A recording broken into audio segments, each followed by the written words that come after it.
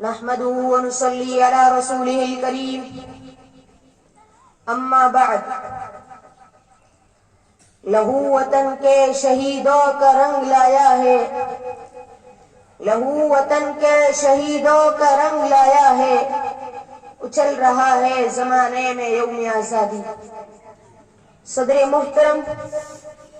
اساتذہ کرام اور مہمانان اعزام،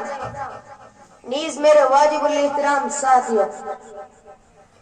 آج میں 15 اگست یوم آزادی کے موقع پر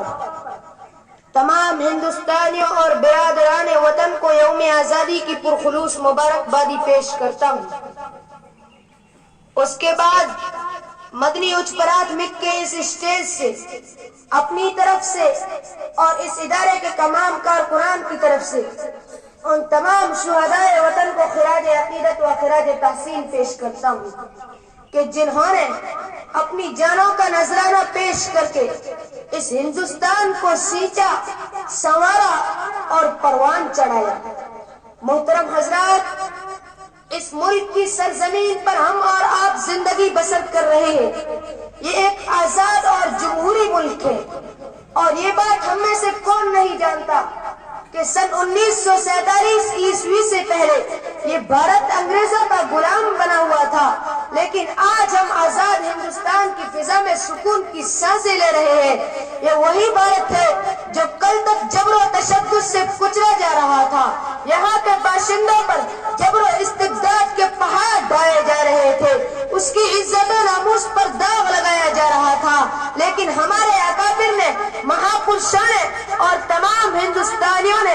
اس صبح امید اور فصل بہار کے لیے کتنی قربانیاں پیش کی ہیں، کیسی کیسی مصیبتیں جھیلی ہیں، قید و بند کی صعوبتیں برداشت کر کے اس کے لیے ہزاروں بلکہ سینکڑوں جانوں نے اپنے خون سے ہندوستان کے گوشے گوشے کو لالازار کیا ہے۔ اس ملک میں انگریزوں کا غالباً 200 سالہ ظالمانہ تسلط رہا ہے، اور تاریخ گواہ ہے کہ جب ہندوستانیوں کے بیچ دوریاں بنی رہی، نیز قوم و نسل اور ذات پات کا معاملہ رہا، تو اس وقت تک انگریزوں پر مکمل کامیابی نہیں ملی۔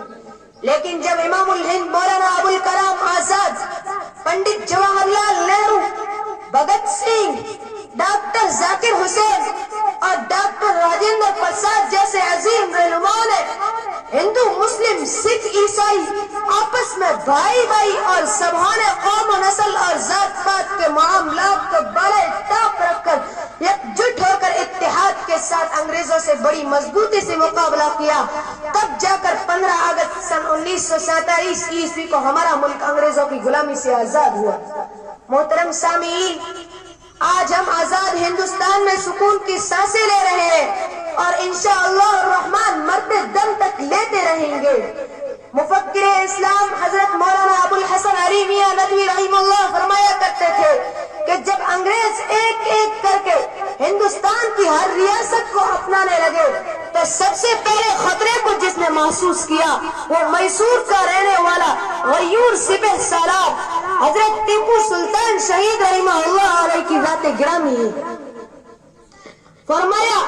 کہ اگر کوئی منظم طاقت ان کے مقابلے کے لیے نہیں آئی تو انگریز آہستہ آہستہ پورے ملک پر مکمل طور پر قابض ہو جائے گا۔ وآخر دعوانا الحمدللہ رب العالمین۔